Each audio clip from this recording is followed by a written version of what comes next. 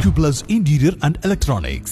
ഒറ്റപ്പാലം വരോട് ഷാപ്പുപടിയിൽ പൈപ്പ് പൊട്ടി വീണ്ടും ജലവിതരണം മുടങ്ങി. റോഡ് നവീകരണത്തിന്റെ ഭാഗമായ കലുങ്ക് നിർമ്മാണത്തിനിടെയാണിത്.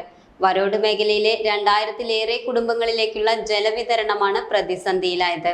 ചെറുപ്പുളശ്ശേരി റോഡ് നവീകരണ പദ്ധതിയുടെ നിർമ്മാണ പ്രവർത്തനങ്ങൾക്കിടെയാണ് പൈപ്പ് ലൈനുകൾ തുടർച്ചയായി പൊട്ടുന്നത്.